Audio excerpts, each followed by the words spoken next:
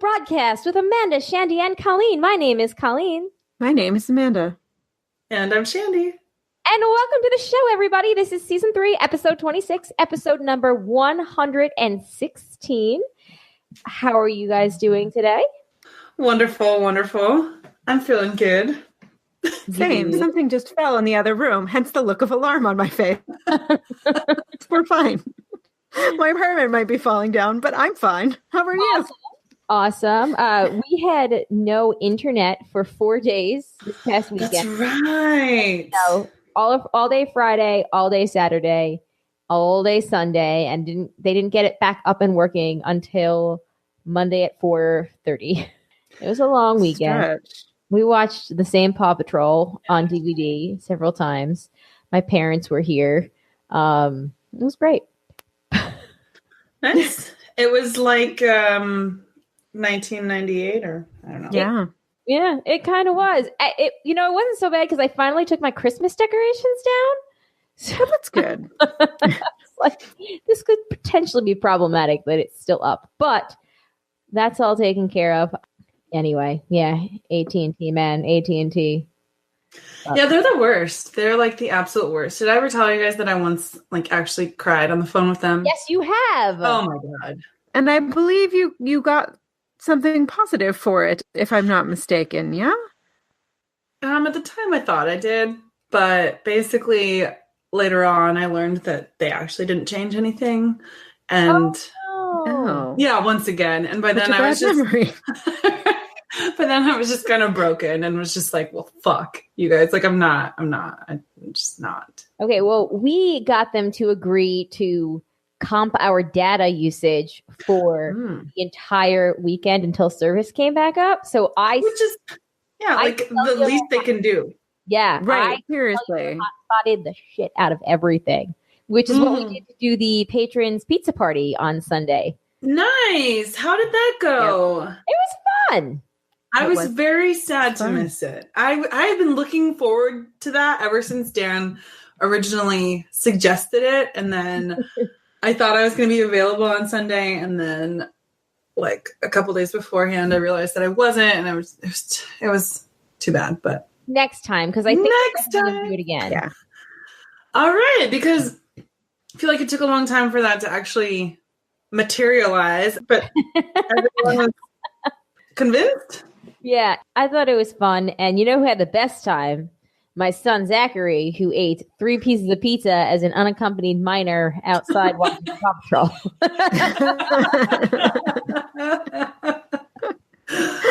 Nice. He had a very good food day. His food journal was colorful. Oh, it was, because he had muffins and donuts with Grandma and Grandpa before they drove home on Sunday. Nice. And then he went to the movies with Jay and ate popcorn, a bag of Twizzlers, and a hot dog. Oh my God. I know. That's an ingenious combination. Impressive. I know. Anyway, good Lord. So that was the bulk of my weekend. So I didn't really have too much to talk about, but I do have a resolution. Oh. I am going to try to be better with my language. Over the last year, my language really has picked up in real life. Like, I've always been a potty mouth on podcasts, but I've always thought that I've been a little bit better in person, like at work at least. And over the last year, I've kind of been sliding. So I'm going to try in general to use better language. So at work Monday, I actually said, "Oh my goodness," instead of "holy shit." Oh, I say stuff like that. Yeah. Yeah. I was like, what would Jay say? 'Cause Jay is the king of like coming up with those kind of words like shnikes or son of a beeswax or something like that. Shut the front door. Yeah. So I can't wait for that one's one of my favorites. So that's my goal. I'm going to try to keep it better on here and better in real life, but really better in real life. Yeah, I don't think you need to keep it cleaner on here. Oh, I know. We already got a tag. Your own self-fulfillment. You do you. But yes, I'm proud of you. I think that's a perfectly delightful delightful. I fucking love it.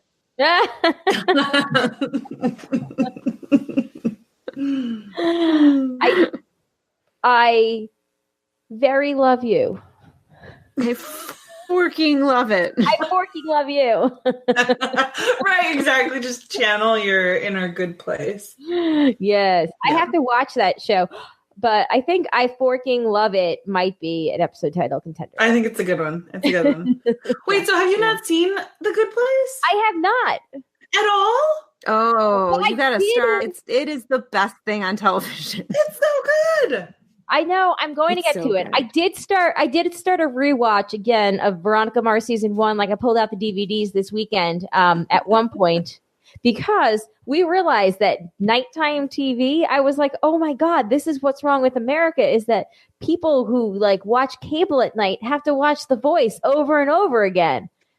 And America's Got Talent. Like there were so many shows that made me feel that like I was sad for watching them. That's not the right word. Not that you were sad. It made you feel like you could be sad. Yes.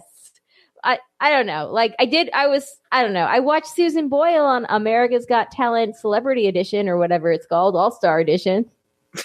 All-Star Edition. Cool. Nice. But also, I don't know. I really like my grown-up TV shows with swear words that I watch on Netflix at nighttime. Yeah.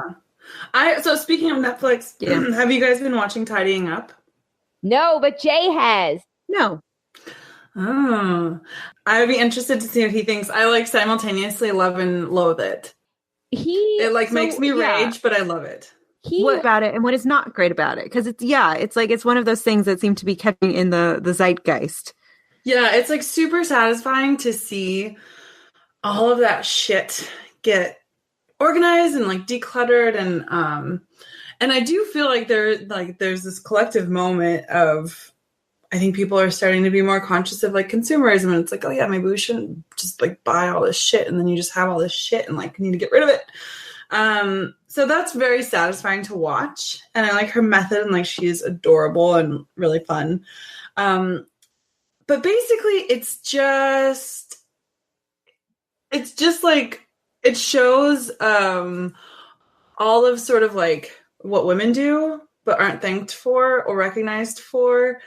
And I feel like the cleaning method, it's like this one-time fix where both partners have to help out equally, and that's great. But more or less equally, it's still kind of gendered. But it doesn't cut to the actual like underlying problem, which is that men don't do 50% or more of the household stuff, which they should be doing. Right. So. Like, you know, it doesn't necessarily foster like a deeper conversation about how part of the reason that this is messy or cluttered or what have you is because this woman has been doing all of these things, some of which are invisible. And like, she shouldn't have to do that all by herself. Right. I will add it to the list after The Good Place, I guess. Actually, maybe I should put it before because it sounds like there's less episodes to watch. True. Yeah. Although, I mean, The Good Place, I feel like you can catch up on pretty quick because there are only a couple of seasons out and it's short episodes. Yeah. And also it's really addicting. Cool. It's only the first seasons, only 2 seasons on Netflix. I got through it all like the third season is like partially out. Let me see where they're at. I'm caught up, but I can't remember how many episodes are out. The Good Place. I know you can watch it like also on Hulu and also on demand. So it's just like all and they don't necessarily have the same amount of episodes released on all of those platforms, which is confusing. But I noticed that. Oh my God, there's a new episode. To go watch it on, but like they didn't have like the first 2 episodes. I'm like, well, I'm not going to start the new season in the middle. Oh yeah, no, that's ridiculous. Well, I'm sure that Matt has already commented in the Facebook group telling us exactly how we can watch all of the in all of the good places. Yeah. Future us will have the answer. To be fair, Matt. Yes, to be fair, Matt, I am current on The Good Place, except for one episode that just came out the other day, apparently. So season 3, episode 10. But by the time this podcast episode comes out, I will have watched that. Cool. How was everybody else's weekend?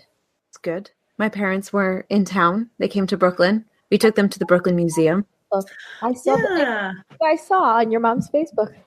Yeah, exactly. They got lost.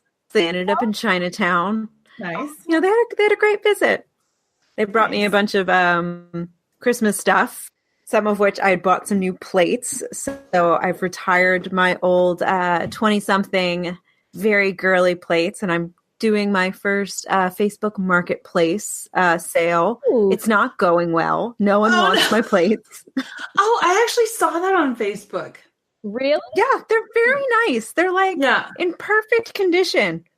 And no you're one selling wants them for like a very reasonable price, I feel like. Right. It's like $2 a unit. And no one Yeah. wants them. Oh. So I don't know. Everyone has seen tidying up and they're like, no more. No more stuff. Yeah. like, no more.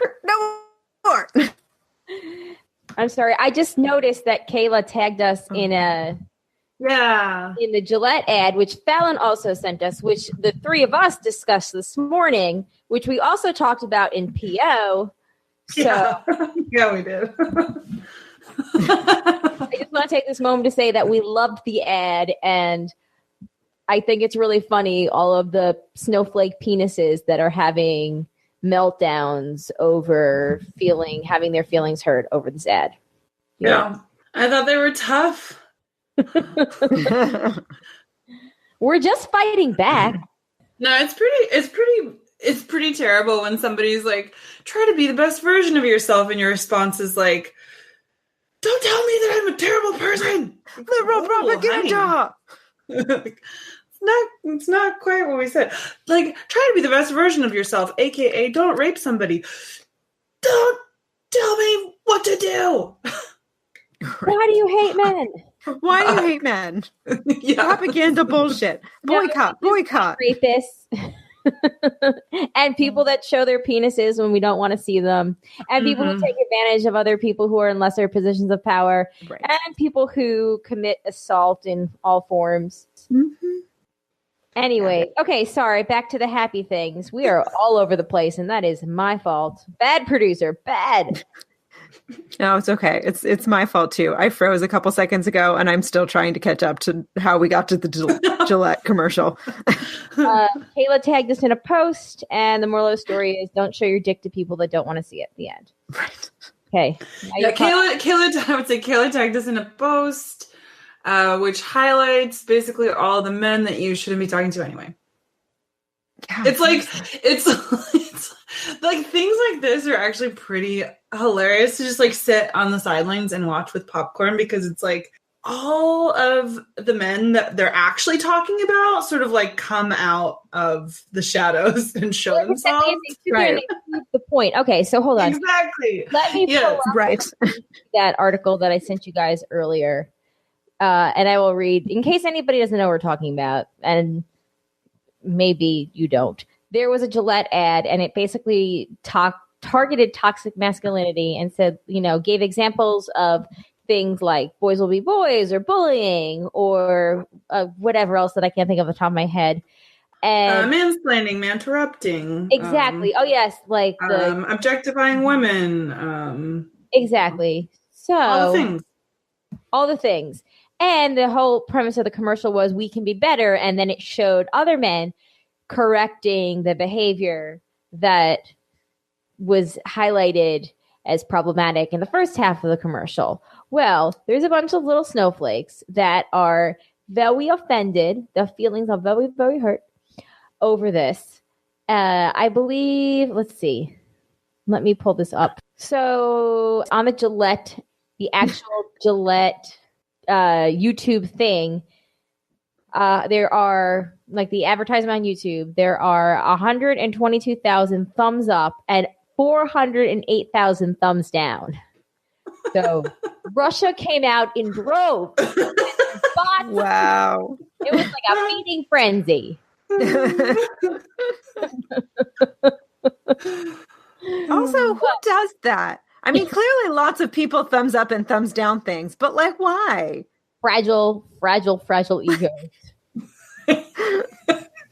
Yeah, that's a good question. That's another thing is like, just maybe everyone should spend less time online.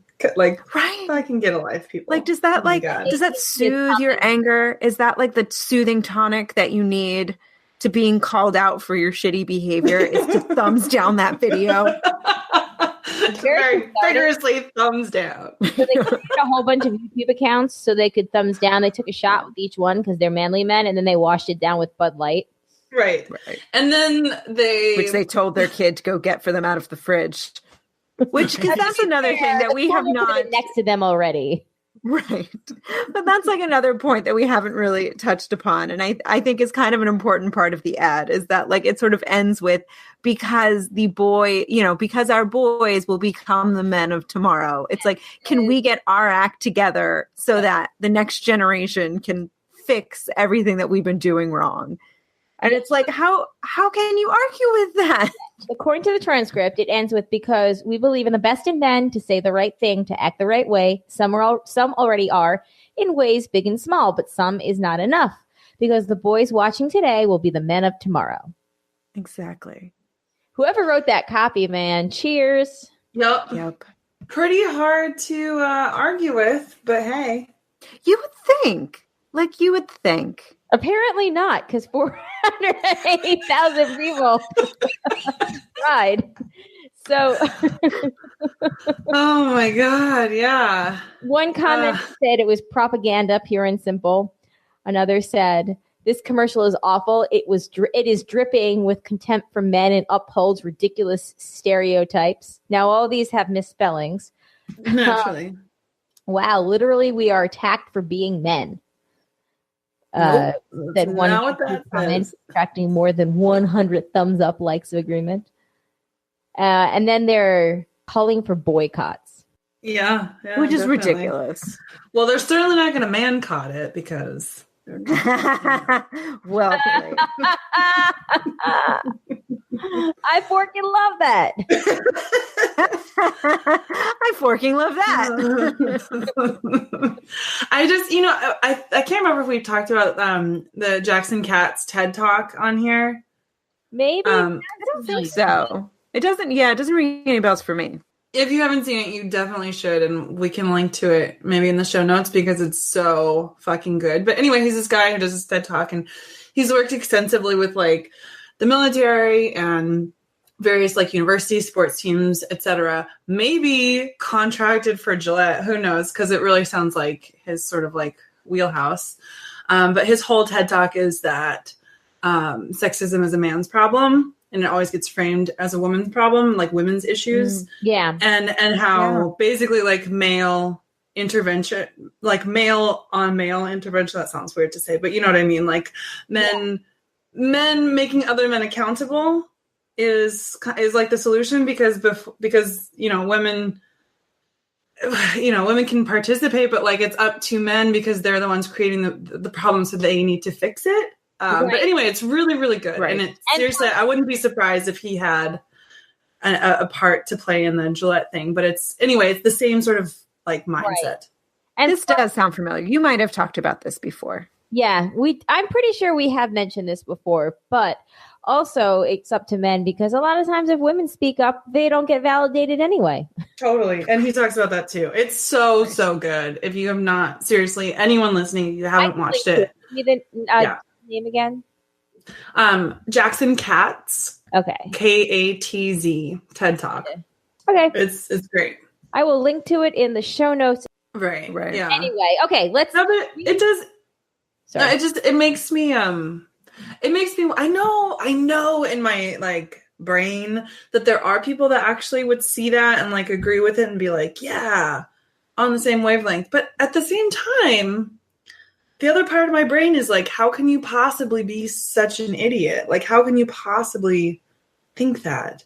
And it's right. It's like and it's hard for those two. It parts really of my is. brain. Like it's like I'm trying to think of like a comparison of like an equivalent of like a similar ad that would like offend a woman in the same way, and it's just like there's just no comparison.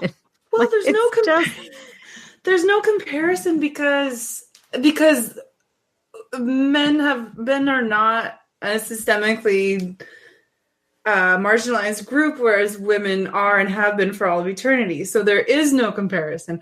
I would say the one comparison might, like, you could take like a race comparison. Yeah. And if you did that for like, telling white people to like fix our shit, which we should do, you'd get a lot of white supremacists that would be very angry that they're discriminating against us just for being white. Like, you'd hear a lot of that kind of bullshit. Okay, let's put a pin in this because we are going to have a really long, we're going to, spoiler alert, we got an email about sexism. It's coming up later in the show. So let's put a pin in this. Does anybody else have anything that they want to talk about from their weekend or anything like that?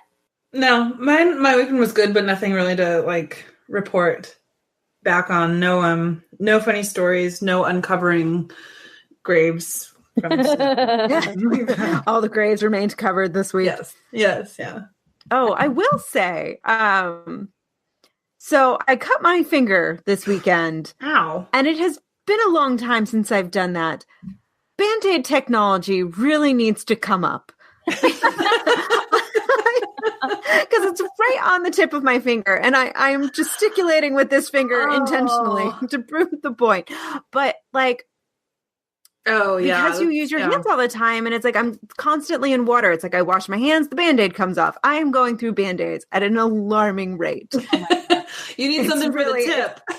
I do. I need something for the tip. I need like a finger condom. There are those like second skin Band-Aid type things now.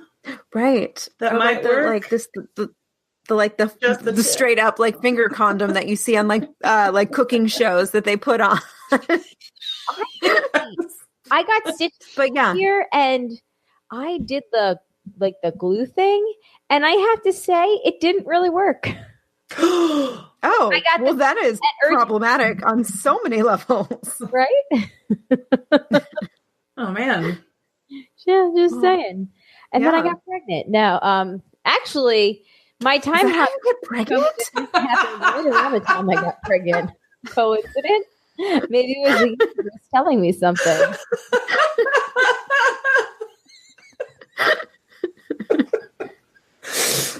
You never knew. Public school health class. Right.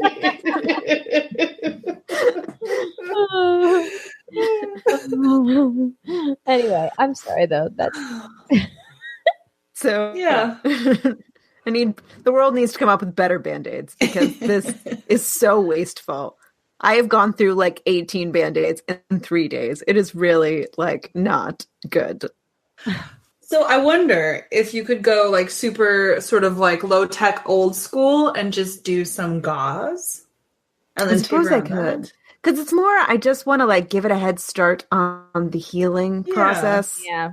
Just because, when you like, I will spare everyone the gory details, but yeah, it is not cute. It's not a great look. And it's like right on my finger that I type. Like I use this finger a lot. So it's just, it's very present in the front of my mind. Thank God it's your right hand. You have to write with it. That's true. That's true. It's true. But this is like my mouse clicking finger. It's my index finger. So many euphemisms. Well, you need to keep it bandaged when clicking that mouse. Right. You don't want any bacteria to get in. No, definitely not. Then that causes a whole host of other problems that we just really don't want. Right. Okay, we can move on now. In case anybody is wondering, the speeding ticket is still not in the system. Hooray! Oh my God. An entire week later? Like, seriously. Yep. You're defying the system here.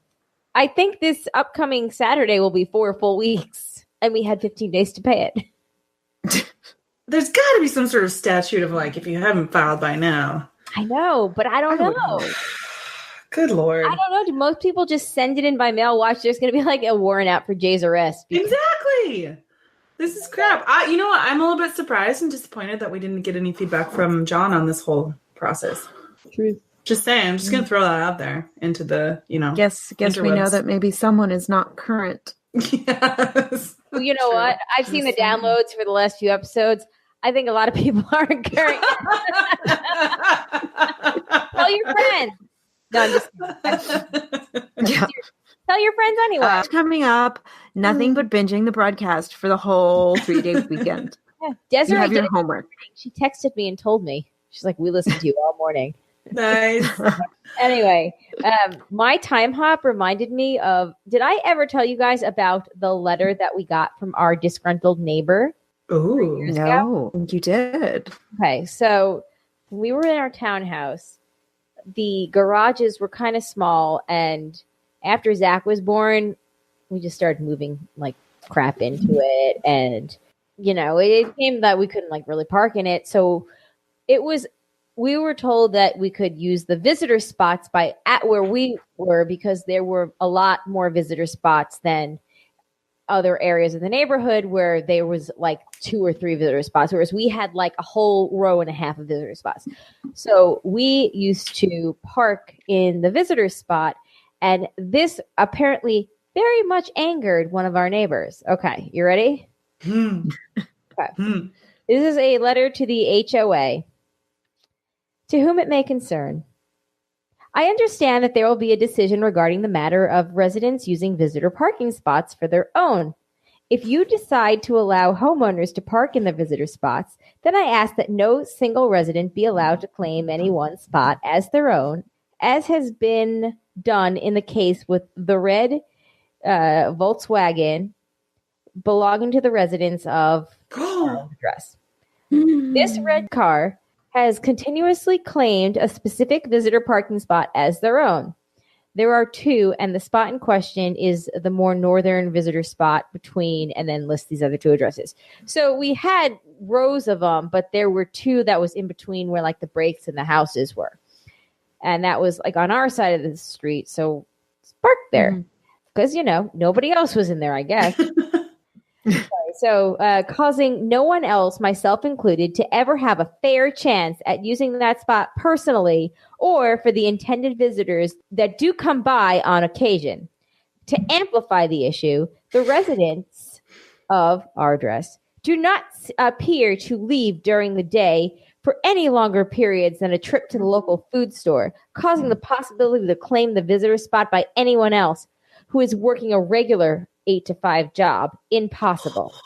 First of all, we used to go to work, so I don't know what the fuck. We don't currently, but we used to.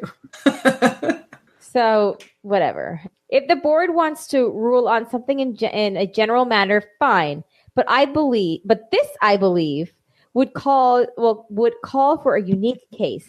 This is an abuse of usage of that parking spot occurred by the residents of our old address. And there will be more abuse of this spot if the board rules in a broad sense, clearly not understanding the specific issue concerning that spot. So essentially, he's having a hissy fit because he wants to park in this spot and he hasn't been able to. Or maybe it's not even that he wants to park in that spot. It's that he wants to have the possibility. Yeah. To park in that No, he wants to Just park. wants it available. Okay, ready? This is the part that actually infuriates me. My garage is cleaned and usable as a garage where my car is always parked. Then why the fuck do you care who's parked in the other spot, you piece of It's shit? the principle of the thing. Asshole. If one were to see inside their garage, meaning ours, one would see that it is packed almost to the garage door with overflow of household items. Whatever. Also, fuck him. Who cares? Right. What is he doing snooping around your house? Exactly. Why is he snooping? He parks his car in the garage, so why the fuck does he care? There's 8,000 other visitor spots. But let me continue. This is the part where I was just like, oh, poor baby. Is it fair for someone who lives by the policy diligently and upholds the mandated regulations to sacrifice the usage of amenities that are being paid for by oneself to others who live hazardly and lazily, and furthermore abuse the system? Once again, to sum this up, if the board were to decide to allow residents to park in visitor spots, then please add something to the decision to hinder any one resident from taking full possession of any one specific spot, since this type of behavior is abusive to the system and is not right to other HOA paying residents who should be allowed to use visitor spots as intended from the outset of the community's establishment. Thank you, anonymously, a concerned HOA paying resident. Wow, they're that pissed and they can't even sign their own name? Right. I have a theory. Please do. This guy is also very upset about the Gillette ad. Right. I think you're right. Oh, yeah. And he probably hear that wrote sound? a strongly He worded just letter. threw out all his Gillette razors. Yes. You hear it? Clink, clink, clink. Well, he was cleaning out his garage anyway. Yeah. So. He didn't put them in his garage. He put them behind and Right. on the street on the right day. No. And then got mad because the little old lady next door couldn't put hers all the way. She could only drag it halfway because she is old and feeble. Yeah. Instead of going to help her, he just wrote a really Totally. angry anonymous note. He also looked through all of his neighbors' garbages and yelled at the people who put pizza boxes in the recycles instead. Totally. Right. But seriously, Kate, I acknowledge that our garage used to be somewhat of a disaster area, and that is why we parked in the other spots. But again, like, was it really that big of a deal? There were 800 spots, and all he had to do was be like, "Hey, can I park here?" They could have spoken to us, or they could have gone to the HOA like in a different manner and be like, "Hey, I really want to use this for myself, but I'm instead going to write a really indignant, stupid email over a letter over it." I mean, or they could have just parked there when you guys were at work, which you were, or when you, Right. like, there's a difference between, there's no way that you can claim it for your own. Right. And Right, they like- thought that we were claiming it for our own when we really You weren't. can just, if nobody's parked around there, then Exactly. you park there. Now, I bet there's a Right. million people that have already written angry emails to us about how selfish, terrible neighbors we were. But I maintain that email is completely over the top and ridiculous. And I'm really glad that finally, 3 years later, I can make fun of it. I just don't understand how people get so worked up over something and then can't sign their name to it. Right. Like, if you're going to spend all that time to write a letter and you're clearly that upset about it, like, own it. Yeah. No, but in all seriousness, my issue with that was that it called us hazardous. We lived our life hazardous and lazily. When he had no idea how we lived our lives. We didn't live our lives like that. We had a young baby. We were working full time and we were exhausted. And it wasn't like we were, squatting there like in our garage or something. Like, so my moral of my story here is don't be a dick. Because you never know what other people's situation is. And if you're just going to get all pissy about it and like stomp your feet and write an email, then you know what? I've got a party with 300 hamburgers for you. Oh my God. I kind of can't get over that. I know, right? Is that the don't trashiest know. thing you've ever seen? I don't know what that it's is. Essentially, Donald Trump threw a party for the Clemson winners. And Oh, right. And it was all this fast food. I just like the pictures from, it's just like oh my God. Oh my Yeah, God. I just saw a headline about it, but I didn't click on it. Oh so my God. I know nothing further. I tried to stay away from it, and then I saw some of the pictures, and I was just like, "Oh my God!" I know. Oh my God! But oh again, my God. why and then waste and your then time? and then car wreck, like you can't look away, yeah, I know, right? Because you're like, oh my God, that is so much fast food. and how it's many like on silver platters. There's like Big Macs on silver platters. I know.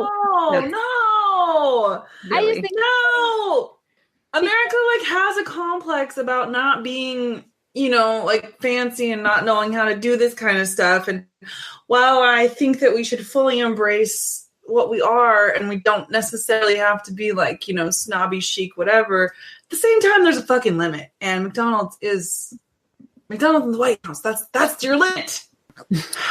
Anyway, all right. We've got a ton of feedback. I'm going to punt the other stuff that I had to next week again, but spoiler alert. The thing that I had found was what's a food that you deliberately prepare wrong? because you like how it tastes. And one person was like, "Oh, that's good." It was actually really. Some of the answers were really good, and I thought that they would be really fun. But let's save it till next week. That'd be like a tasty treat to look forward to. Literally. I don't know. Exactly. Next week will be our cheat day. Next week will be our cheat day. Sounds good to me. Okay, cool. We'll save that till next week. So let's, I guess, move on to our feedback. All right. Starting with farting in your facey back. Got says, I'm always happy when this comes out early on Friday so I can listen at work. Yay. That's one of my other resolutions. Try to always get it out. Always have the show posted in the morning hours of Friday. Oh. I mean, nice. I've had that goal every month for the last year, and I've failed miserably. So we're going to just... Hey, you're a busy lady. Yes. Christy said, missed you guys so much. Bring on the broads. We're back. Yay. Dad also said... My new word of the day is janky, of extremely poor or unreliable quality. Thanks, Shandy. Such a great word. I love that word. Janky. It is a good word. I hadn't heard it. Satisfying to say. Yeah, same. Rose says, trying to ditch the evidence one undergarment at a time, and she links to an article from the AP saying suspected shoplifter leads police on a 100-mile-per-hour chase. Panties, bras, and other shoplifted items were tossed from a car being chased by police at speeds nearly reaching 100 miles per hour in northwestern Indiana. The driver almost struck other vehicles before her car tires were shredded by spikes across a roadway by police. 4 bras, 14 pairs of panties, 2 candles, some air freshener and all valued at about $445, are believed to have been stolen from a retail store called Portage, east of Gary, Indiana. Gary, Indiana. Okay, sorry. Anyway, so the rest of it is just all the details. But that sounds like somebody that was desperately in need of new panties. Uh-huh. Yeah. And 2 candles. And candles. Hey, they bring a lot of ambiance to a room. Totally. Yeah. JP says, oh my God, I would never get out of my car to try to mail anything in New Jersey. Now I know what my car smells like here. Matt Splaining. So the bonus Matt's What She Said that we missed last week were for the re-released first episode and a little bit of that blooper reel. So we will have to get to that at some point. But you can also go and check them out in the Facebook group. In the Facebook group, facebook.com/group/JJack groups. Or you can just, if you're subscribed to the actual broadcast feed and not the whole enchilada one, you can download the original episode and hear it for yourself. And just remember that was 3 years ago at a time when I didn't clean out my garage. You were living like a heathen. I was living life forking hazardly and lazily. And then Matt recommends some new books, and that would be Silence of the Girls by Pat Barker. That is the Iliad from the point of view from a woman whose people were conquered by Achilles and then forced into sexual slavery. Sounds like a treat. Severance by Ling Ma. A young woman survives with a small group after a virus rendered most of the population mindless drones. I feel like I've actually heard of that one. Isn't that like that bird thing? Oh, Bird Box? Bird Box? Yeah, no, I don't know. I don't know. I didn't watch it, but maybe that's why. If that is, then that's what the one. No desire. Yeah, pass. The next one is Vicious by V.E. Schwab. 2 super-powered former friends become arch enemies. That actually sounds kind of like my jam. I'm intrigued. Yeah, me too. And on the non-book front, but I finished Marvelous Mrs. Maisel over the holidays, and it is delightful. It's on my list too. Yeah, still haven't started. Sorry, Matt. It really is. It's problematic in a lot of ways. I really don't think it and again, I'm not Jewish, but I feel like it probably does not paint Jewish people in the most favorable light. But it's still just so really watchable, and the production value is so good that I find myself forgiving a lot of things I normally wouldn't. Oh, interesting. Well, we'll have to watch and then we can compare. Yeah. Hopefully sometime before the summer. Or just in time of our summer. Let's talk about this shows. Right. Because we got some shows to talk about this summer, starting in June. Big Little Lies, just saying. Yes, we do. Yes. We should do a Big Little Lies podcast. That would be great. Mm-hmm. I mean, yeah, definitely. Yeah, I mean, we already have a star of the show in our midst. Right. I can give you all sorts of insights into, behind the scenes and gotta cash in on that. I mean, I think I already did, but I don't think I have more than what I said. I don't remember what I said though, so never know. Right. Yeah. Can say it again. It'll all be new. I can't remember what we said 2 episodes ago. That was like 50 episodes ago. I'm not gonna remember. Right. I am very excited for your debut, though. It's going to be great. Me too. Oh my God. It's going to be great / probably horrible because I am not an actor. But hey, woo! That's okay. I don't know. I think you are a natural. Thanks. I was very nervous. All right, let's get into some That's What She Says. Our generation really doesn't do that anymore. I love those. I want a pair of those. Everybody go. How are you supposed to find it? I knew roughly where it was. I uncovered one and it wasn't them. Like, sorry. By the 5th one, I found them. We're going to do this, and we're going to do this today. Welcome to Lapine. Well, I fork him. To be fair, we knew what we were saying at that one.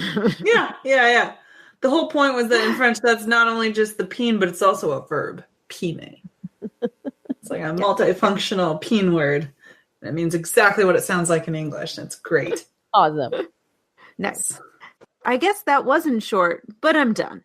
It was only supposed to be for an hour, but I was probably in there for an hour and a half. I was so sore.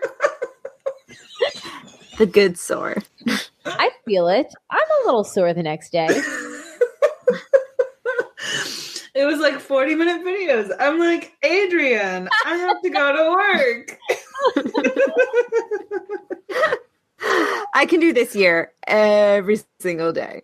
The first 2 or 3 were pretty damn long. You get one of those every single day of the month. I'm not wasting any of my 3 things on that. I knew I was probably going to be doing it in the car. I don't know who's familiar with New Jersey rest stops. It's like this wide and like yay high. All right, I think I'm going to give up on this. He said it was 15 minutes. I feel like it was only around 9 minutes, but we didn't time it. And as we were getting pulled over, I was pumping. This Uber set me off. As of today, 1919, it's still not in there. It's still not in there as of 11519. So I ended up getting it here. If you want to borrow that tip. I literally got it 2 hours ago. I'm done. It took an hour and a half. Well, it took 25 minutes. I'm going to get this down. Oh, I just got that. I'll let you do it. He goes through all this work doing it. Yes, he does. Yep. Though, As he rightfully should. Yes. Yes, indeed. Yes, indeed. All right. Let's get to an email from JP from NJ. All right. So JP writes in GTA Raleigh, which, if you're not familiar, is the abbreviation for Grand Theft Auto. It took me a moment. Okay. I had no I idea. was not. Props to Shandy. Yeah, well done. And you say you don't get pop culture references. Right. I believe this is an incredibly sexist video game. It's also a crime. Right. Yes. Okay. Happy 2019, broads. I'm hoping you each have a wonderful year. Thank you, JP. Hearing about Colleen's attempt at upping her previous cosmetic crime spree to now Grand Theft Auto, GTA, reminded me of a similar incident with my parents a few months ago. One night, I had accompanied my mom and stepfather to dinner. My stepfather, who drove, dropped us off at the front of the restaurant. He then parked in the lot around the corner and joined us. After dinner, we walked to the car. They opened the doors and climbed in. I opened the back door and noticed this wasn't our fucking car. Sorry, this wasn't our fucking car. So someone at this restaurant left their doors unlocked, and my family didn't even notice, but simply climbed in. And it's not like our car was 1 or 2 spots down in the same row. It was on the other side of the parking lot, facing a different direction. FML, which is the abbreviation for Fork My Life. JP from NJ. Oh my God. That's on your stepfather, dude. Yeah, true. He was the only one who actually knew where he put the car. So, oh my God, oh, it's incredible. And I feel so much better about myself right now. Yeah, you at least didn't get into the car. God. All right, now it's time for the sexism talk that we talked about earlier.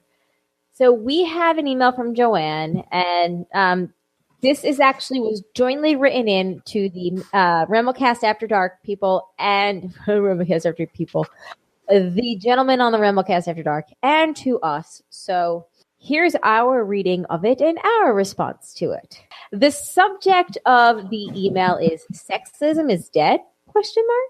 The subject refers to the headline "Tucker Carlson: It's almost impossible to find sexism these days."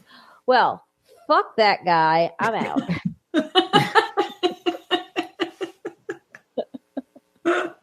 A note to Desiree, who spurred me to write this email, even though the thoughts behind it had been mulling through my head for months.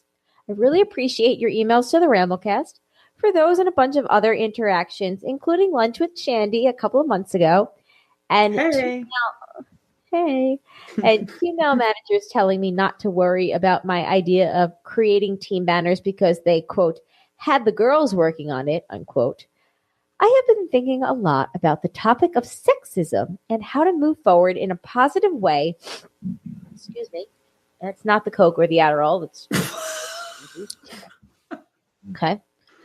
And how to move forward in a positive way while tied to past experiences that color our language and actions, often in negative ways. I decided, since this is both a topic relevant to both podcasts, and as noted, I am writing due in part to motivation from both, I am making this a dual submission. One recommendation is that, assuming Desiree has no objections, the broadcast read both of Desiree's excellent emails to the Ramblecast before moving forward in reading my poorer attempt on the subject. So I have some excerpts from Desiree's emails that we'll read at the end of this, because I do think that they will kick off some great discussion to add to what Joanne has said. So with that, I will pass this off to you, Shannon Pants. Okay, so then Joanne goes on to discuss how in her workplace, she actually works with a lot of women in upper management, and just a lot of women in general, and how, you know, everyone has their positives and negatives, and your sort of job in a professional environment is to try to bring out the best in everyone, knowing that everyone, men and women included, all have kind of their quirks. And then going back to the headline, she says, if you want to do a little experiment, take Tucker Carlson's statement above and note how often, before you even finish, if you say it to a woman, they will begin laughing at the absurdity. She says, I recently had dinner with a friend and brought up the subject and the no sexism concept to my friend. First came a laugh, and then came an out-of-the-blue story about horrendous abuse she suffered in her childhood. Wow. This is so tied into the past experience that colors us internally and is not always known by others. Certainly not known by coworkers, and sometimes not even by friends. And Joanne continues, I also, as part of this thought experience around past and present and sexism, or in this case, the sister sin of racism, had my own sort of awakening to mistaken generalities. My recent trip to Asia was in the company of a lady who had been on my staff for almost 20 years. She is now a deputy manager who also happens to be African American. I almost never think of her in terms of race or gender, except for occasional glimpses, like going to her mother's funeral, which was not like the funerals I have attended. During the trip, we got in an in-depth discussion about her past in Louisiana, when she was in the Air Force and facing strong enough racism that she felt compelled to carry a gun for protection and got out of there as quickly as possible. Later that trip, I made mention of my philosophy that most people are good, and she said, not from her experience. Put me and my philosophy in a new place. It fit in with other parts of this email and more that I won't get into, but really makes me think about how experiences form actions, words, philosophies that can be unknowingly tinged as isms. Okay, so after starting this email several times the past month, I finally did it. It may be a bit rambling, but at least half for the Ramblecast. I hope it makes at least half a joke about the Ramblecast that I am ruining. Sorry, Joanne.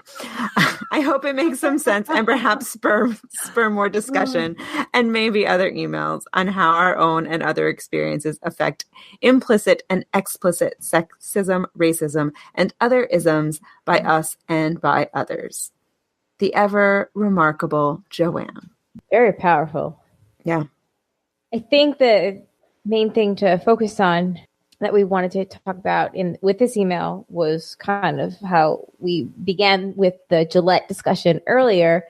And it was how she finishes her email, how our own and others' experiences affect implicit and explicit sexism, racism, and other isms by us and by others. I have highlights from Desiree's email, and I'm going to read those to piggyback on what Joanne says, and then we can have a free-for-all.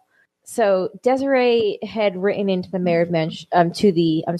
Ramblecast After Dark, and this is from that. She said, basically a joke that was made on the show was implying that Jay was a girl.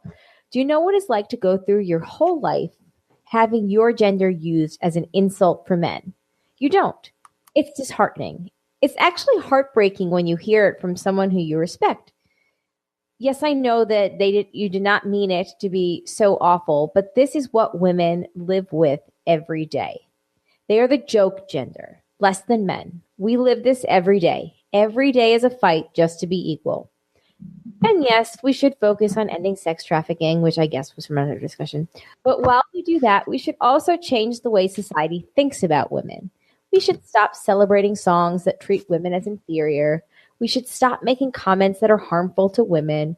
We should stop telling jokes that make women seem incompetent, helpless, or naggy.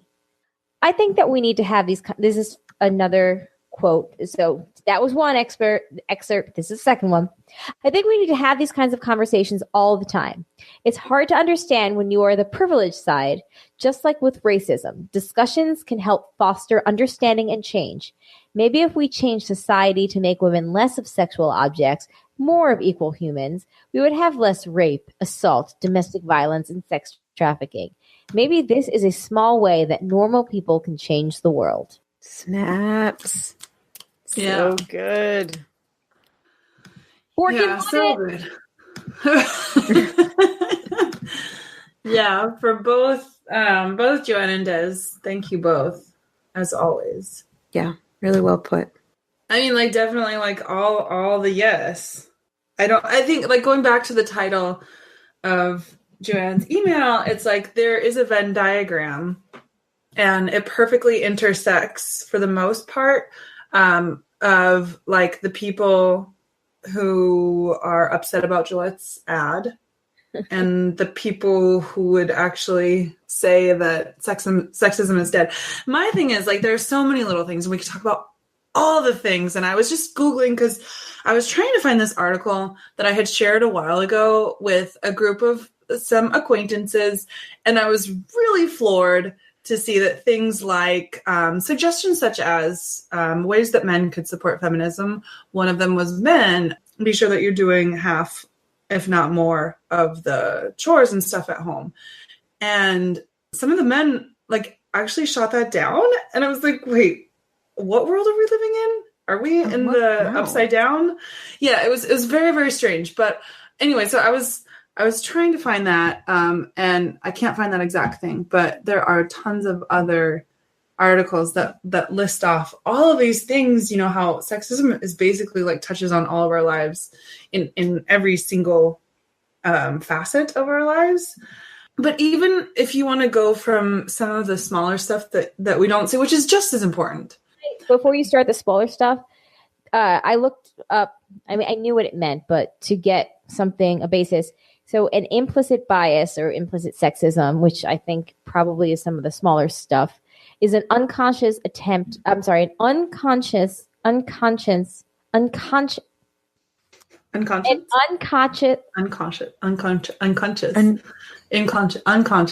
a not conscious. Yeah. Unconscious. Shit. Now he's got me all caught up too.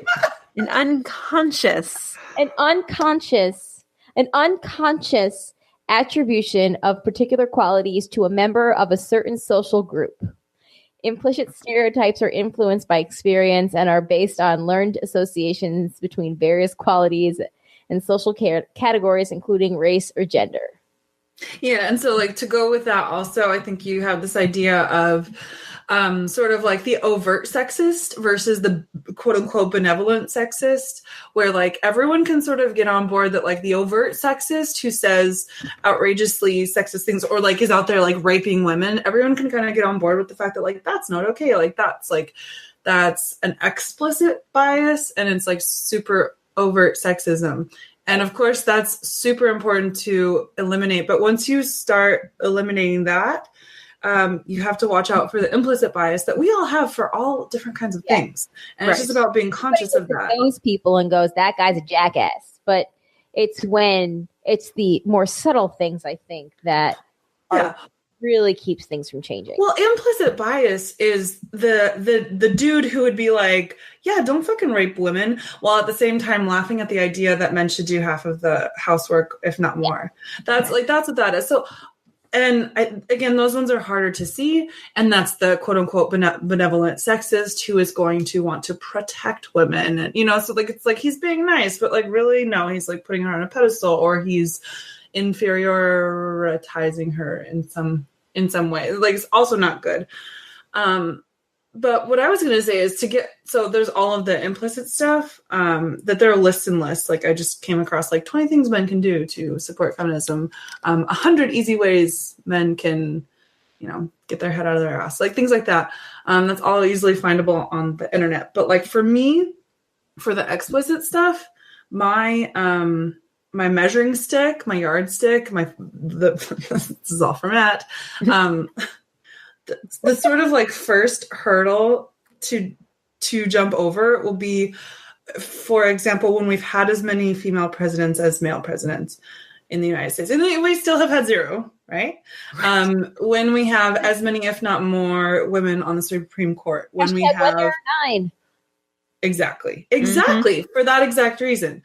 When that's the case in all representation, in all government, in all businesses, when we have a fucking woman pope, then we can maybe start having a conversation. That's the thing, is like people still, like a big majority of people still give it a pass because quote unquote tradition, but that's not okay. And it's sexist. And so that's what I'm saying. The day that we have a woman pope, okay, then let's talk. Right. So until then, fuck you all. I feel like I need to spell this out for some people. So going back to like the Supreme Court example, when there were, 9 Supreme Court justices that were all men, nobody really was like, thought that was radical. But when RBG came out and said, when will there be enough women on the Supreme Court? When there are 9, everyone was like, oh my God, the liberals, they're just going to ruin society. I know. What a radical feminist. She must what a hate radical men. idea. What a radical idea. In this post-sexist, post-racist world we're living in. It should be equal. There should be an equal number of men and women on the Supreme Court. And all of a sudden it's like when women want a, piece of cake, if you will, then we start getting real interested about equal. Right, exactly. No, we need a little bit of a cosmic shift, like honestly. A little bit of like a a non-white male take over. So I don't just want to say like just women or like just like sort of cisgendered women.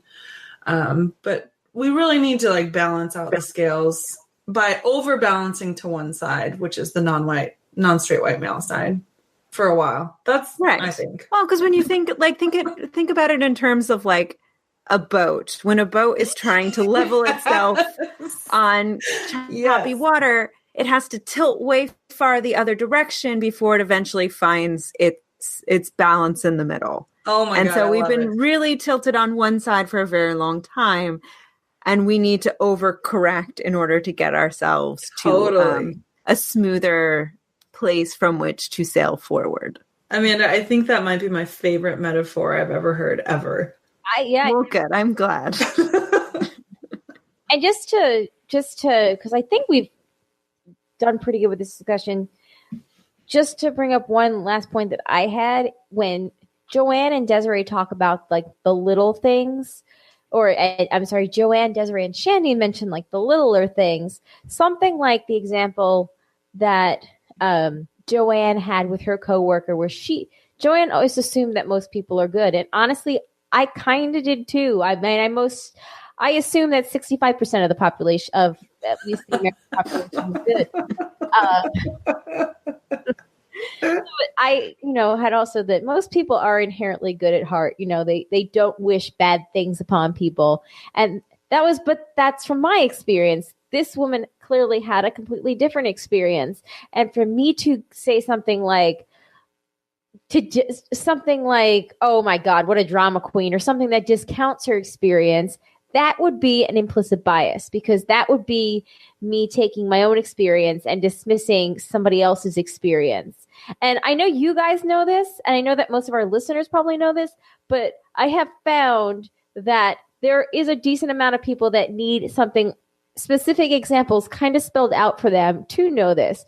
Or with Desiree's email, where she was upset there was a joke that implied that Jay was a girl, and he might not care that, because his whole life the joke has been some form of, like, it's been 12 years of the podcast, kind of joke that well, and perhaps his masculinity is not as fragile as exactly it's not.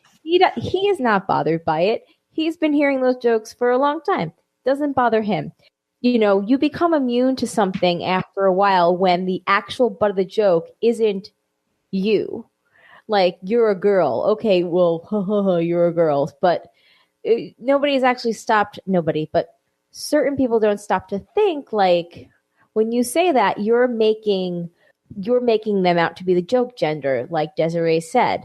And when you become the joke, it's just like when you marginalize immigrants at the border. Well, they're thieves and rapists, and they're here illegally and blah, blah, blah. It makes it, for certain people, they hear all these things. They're bringing drugs into the country. There was an immigrant that killed somebody else, and they were here illegally. All those things go to make you emotionally disconnected from the plight of people who aren't really like that. And that's what jokes like that do for women, is they're making society somewhat emotionally disconnected from the harm that a joke like that does, because your underlying perception of a woman would be that they are weak, they are less than men. Words matter, like Joanne and Shandy and Desiree were saying, and perhaps we can just change our language a little bit as a way to start to change perceptions and maybe get a little bit more equality. And I mean, it's going to take a lot more than that, but that's something little, like, you can recycle your water bottle instead of throwing it in the trash. It's just a little change. Colleen, it's interesting that you brought your sort of ending point is something I've been kind of thinking of, because it really is the implicit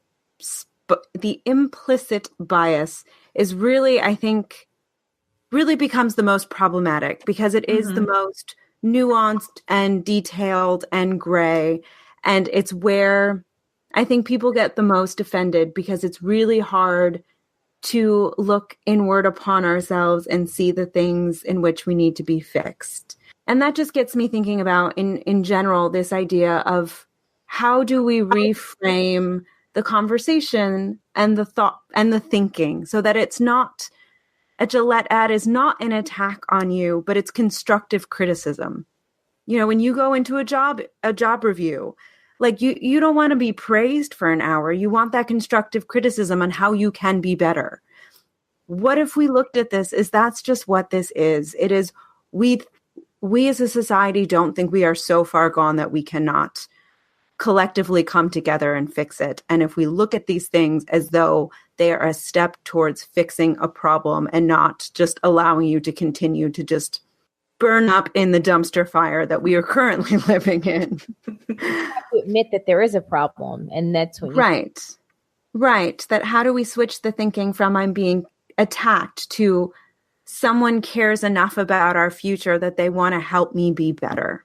Yeah. Yeah. And I think, it gets to obviously like a structural problem which needs to be overhauled and fixed. And that's like, once again, I'll come back to the patriarchy, and the patriarchy sets up, it's like this competitive model, right? Where it's hierarchical. Everything is sort of in relation to like, okay, is it better than this or worse than this? It's why I fucking hate like top 5 lists generally, except for Matt's. And so if that's the way that you have constructed society, and there are winners and losers, and, you know, there are the people on top that are better than the other people, then, okay, so you have women and you have men, and then you have all these other categories too, but let's just simplify with women and men. And so where do you situate them? Well, if like, you know, if it's the patriarchy, you're going to situate the men at the very top, and that's not even what she said. But, you know, so women are automatically relegated to the lesser position. And so it's changing that framework and moving into more of a society that values cooperation and equality and the values of everyone. Because also I think when you have this sort of like hierarchical, like top to bottom sort of chain, it's almost like, and then like you put capitalism into that. Right. Too. And I was going to say, living in a capitalist society, like it is literally built to have winners and losers. So it's like, It is so ingrained into the fabric of what we value here, that it's very hard to untangle. Right, exactly. Which is why we should maybe work on these things and just be conscious of them. But because I think in that sort of society, then it's like, I think the idea is that there's this finite amount of things. And so whether they be tangible or not. And so if somebody has the things, then somebody else doesn't have the things. And you want to be the person who has the things, even if the things are like praise or appreciation, right, you know, equal power. Right. Which the fact of the matter is, like, it doesn't have to be like that. Appreciating, you know, equality for women does not mean that men need to be oppressed. Nope. That's the whole beauty of it. But if that's the way that you look at the world, then that's the way you're going to conceive of it. And so to change that, I think, is hard. But again, it's like going back to the ad. How we'll change that is by really investing in teaching the younger generation. Yep. Teaching and listening. Yes. And listening. If you are a white male, perhaps you should really spend a little time just doing a little bit of listening. I know that's something that I do a lot of, even as a white woman, that I have so much to learn. And I recognize that. And when I'm in spaces where I don't know what the F I'm talking about, I don't talk. I sit there and I listen. Yeah, totally. Oh my God. And that's one of the things that's listed in one of these lists, 20 things that men can do to get their head out of their asses. I'm not sure what the actual title is, but it's talk less, listen to more. And actually another thing that we can all do, I think, and that I've been really trying to do over the past couple of years, is specifically to try to consume media by people that are in your immediate circle. So like if you're a straight white man, really try to listen to 50% or more podcasts by women and all types of women. You know, try to straight white men. Yeah, exactly. I mean, I try to read books. Well, I do read books only by women. I tried to make sure that it's not just white women. Because at first it was. And I was like, oh, shit, this is what happened. And like seek out podcasts. Like I specifically sought out podcasts that talk about race where the hosts, one of them is an African French person and one of them is an Asian French person. Like, like those are the kind of things that you can actively do that will expose you to different ideas and different viewpoints. Yeah. Agreed. If anybody would like to continue this conversation, you can email us thebroadcasters3@gmail.com, or you can give us a voicemail. We love voicemails now that we know how to play them. 331-7673. We are always down for a good social justice conversation in general. Yep. We will talk to you about anything but shoplifting and the friend zone. Those topics are dead to us. Yeah. Oh my God. That was one of the suggestions in the 20 Things Men Can Do is seek out genuine friendships with women. Nice. Yeah. I love it. Don't just try to get in their pants. There you go. Amen. So again, thank you, Desiree, for sharing your emails. And thank you, Joanne, for sending the email that started this whole thing. Yes. We heart you both so very hard. So very hard. All right, so we're going to finish up real quick with a voicemail from Maggie and then an Andy update. This is our first Andy update of the year. Oh, is that a question? Yes, I believe it is.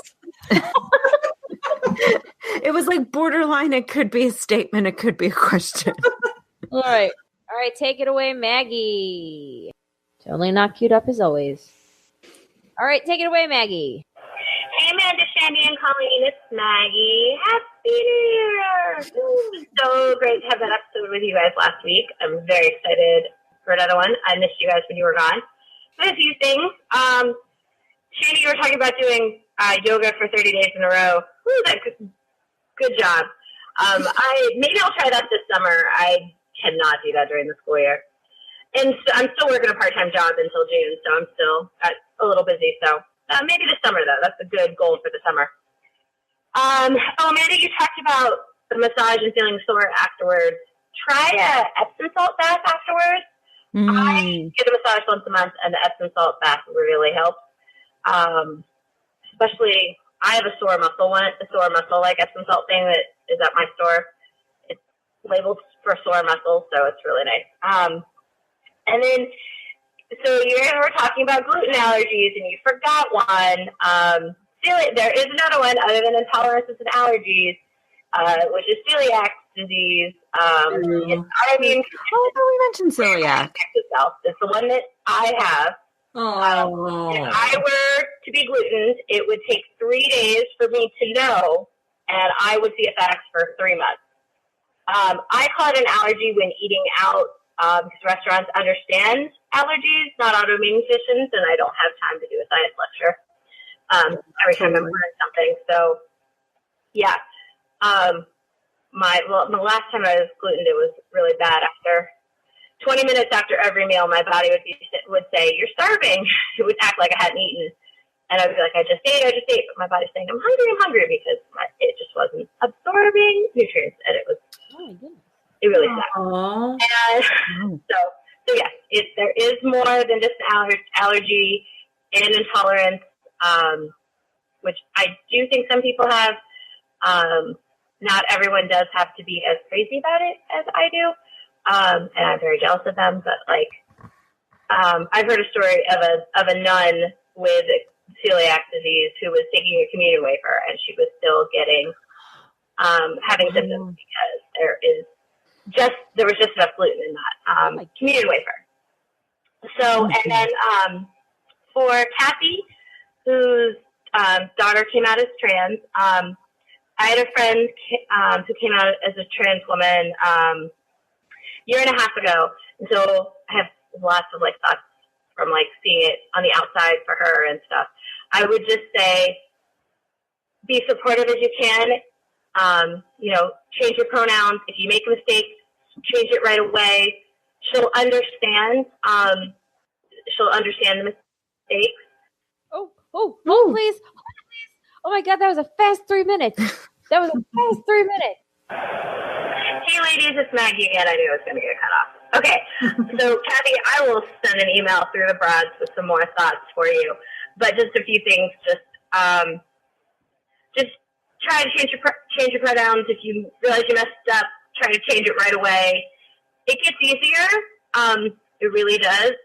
I don't even think of my friend as her former self anymore. Like she's just she's just a she now, and we just sort of, she started to hang out, come to girls' nights and all that stuff, and it was tricky at first, and you just sort of have to know it's tricky, and you're going to make mistakes, and as long as, I think, at least kind of watching my friend, as long as you seem like you're trying, my friend changed her name, so, we kind of friends had to go from a switch to the name and everything, and so it was just, but I have definitely some thoughts of what I've sort of observed with her and from family and stuff that I will send an email.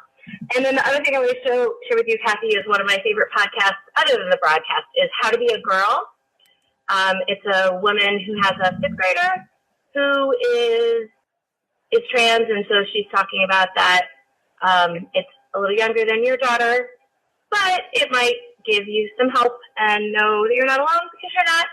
And I will definitely get an email to you through the Brads very soon. So thank you, Brads, and I will talk to you later. Bye-bye. Bye-bye. Bye-bye. I'm a little bit ashamed that we forgot about celiacs. I know. Sorry. I thought we brought it up. Sorry, Maggie. Yeah. I'm so sorry. That's a bummer, and I'm sorry that you have to deal with that. Yeah. Thank you, though, for that great advice for Kathy. And if anybody else has it, and Kathy, when Maggie sends us the emails, we will forward that to you. And if anybody else has any advice for Kathy, please, again, the broadcasters3@gmail.com, or you can shoot us or send us a voicemail at 331-276-2373, and maybe I'll figure it out enough to play.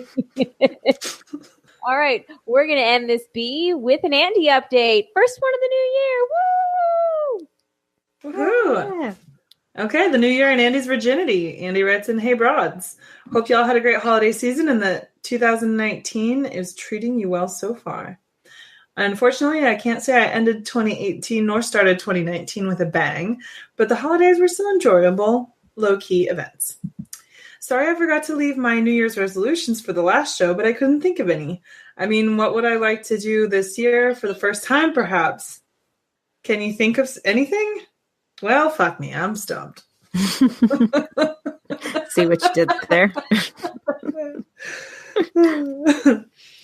I'm glad my last email came off as hopeful toward the end. When I was writing it, I was worried it would come off as a downer, and I didn't want you to wrap up your show for the year on a low note. I know I'm far from alone here, but the holidays can be a little hard for me. You were right with your comparison to what John was feeling in his email from the last episode. I don't want to speak for him, but I definitely have similar feelings where I take stock and wind up thinking more about what I don't have. It happens a lot around New Year's, both because it is a day about looking forward and back, and so much of regular life is slowed down or on hold. It also seemed appropriate re-listening to your first episode where Will asked what we would tell our younger selves. Oh my God, maybe I need to actually listen to that. Me too. I miss Will. I miss Will too. What's up, Will? Seriously. It's been a while. It has. All right. Fortunately, I am in a decent place right now, so my sense of perspective is in good shape. Certainly my situation sucks, but considering the never-ending shit show of the past couple of years, me not getting any is pretty low on the list. Yeah, I mean, you could be eating fast food in the White House with Donald Trump after winning like a national football championship. Yeah, that sounds like a pretty big low. Yeah. Or at least a disappointment. Andy says, finally, I'm not the guy from The Bachelor.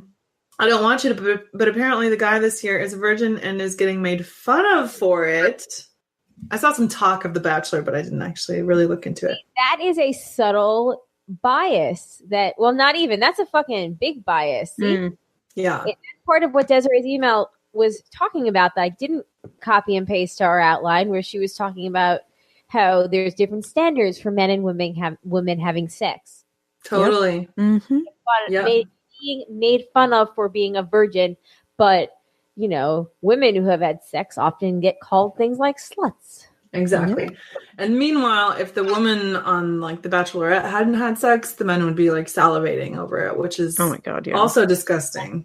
For her.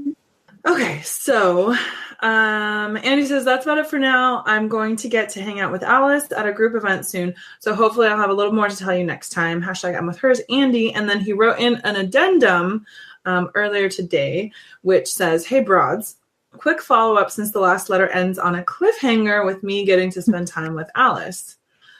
Unfortunately, I didn't get to talk to her as much as I wanted during the group hangout. We met at a bar, which was pretty loud, and then moved to a restaurant a little down the road. Since it was unbelievably cold, I broke off from the group walking there and went to move my car closer. That turned out to be unnecessary as it wasn't that much further away from my car, and I wound up sitting at the other end of the table from Alice. Oh well, better luck next time." I will say there's definitely a lot of health benefits to walking. True story. I love walking. No, seriously, not like I love beer. I mean, I love beer, but not I love walking. I walk everywhere. Yep. Same. Yep.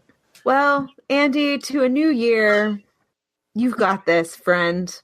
Yeah. Yes.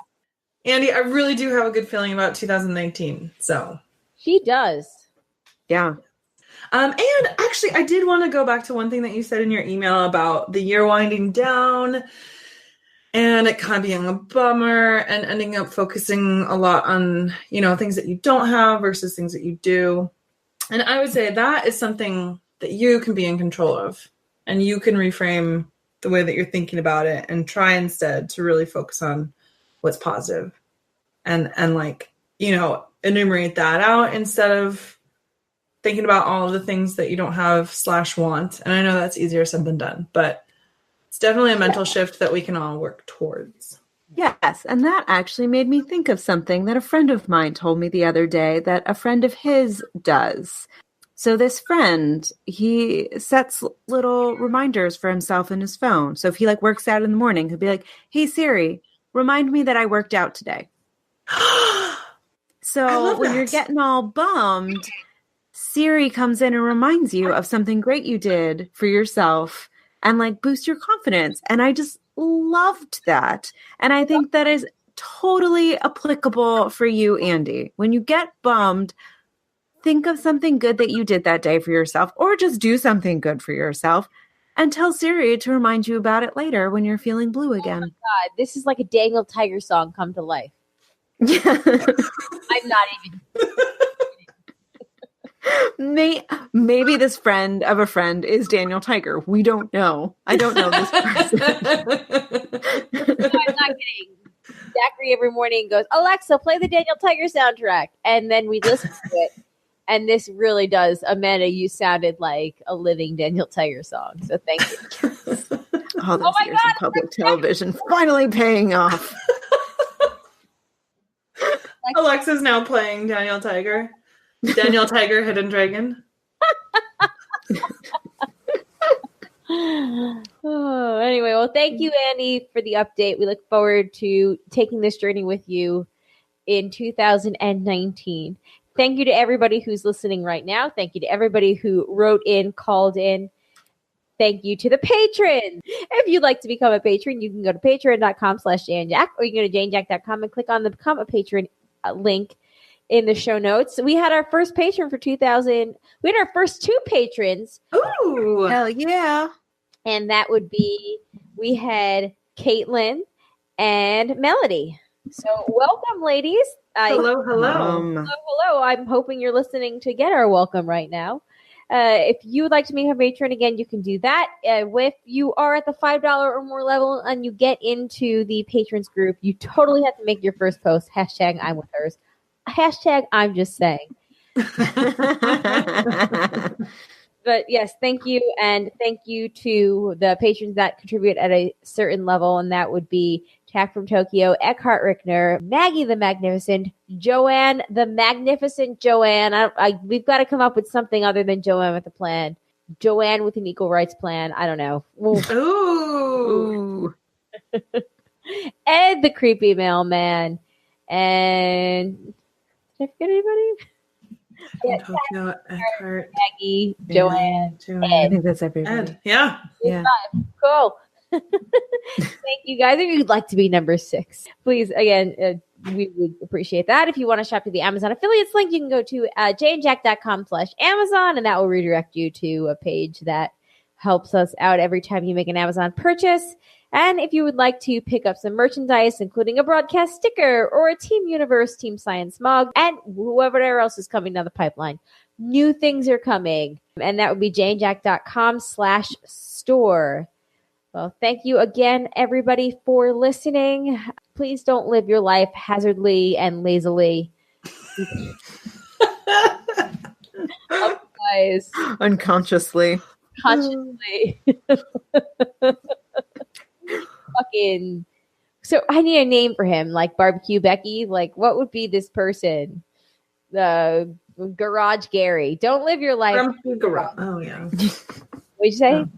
No, I was trying to incorporate Grumpy into the Garage Gary thing, but I think Or that's Parking too much. Spot Grumpy. Paul.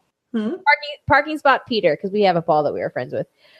Parking lot. Oh, there's a lot of Peters in my family. Yeah. How about Parking Visitor Spot Vic? Visitor Spot Vic. Don't be a Visitor Spot Vic, everybody. Sorry to all the Vics that might be listening. No, in general, like if you have a problem with somebody and you know that they might be young with a newborn baby, maybe just, be nice to them. Their life is much harder than yours, probably at that moment in time. I may be sleeping less, but again, unlike you, I don't want to assume what you're going through in your life. But I will say that, you do sound like a dick. Okay. And please, I look forward, and by look forward, I mean I don't look forward at all to all the emails of people being like, I know people just like you, and fuck you, fork you.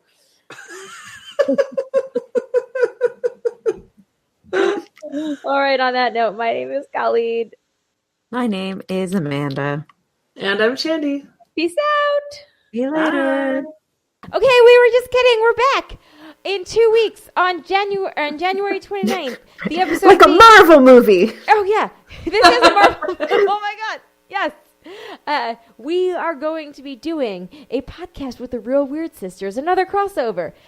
We're recording it on January 29th, and I guess that's the episode that comes out on February 1st. So, please, get your, what's the good place word for shit? Get your stuff in. Shirt. Get your shirt in.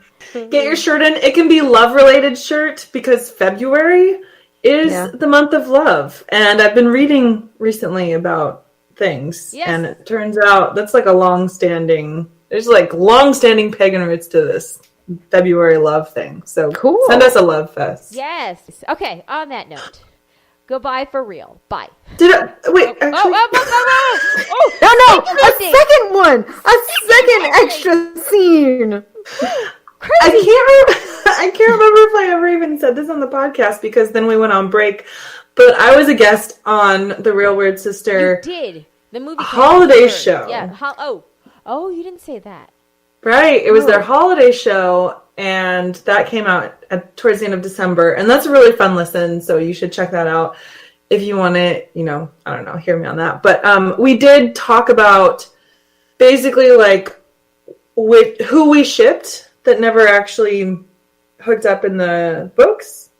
So if you listen to that and you're inspired, then maybe, I don't know, you can go with that or write us about something completely different, whichever. It's fine. Awesome. Okay. All right. Goodbye. Avada Kedavra show. Jesus. Whoa. Harsh. This took a dark turn. All right. Can't we just extinguish? What's the extinguishing spell? Opposite of Lumos. Yeah. Turn off. Reverse Lumos. Reverse. That sounds like a sex position. All right. Bye.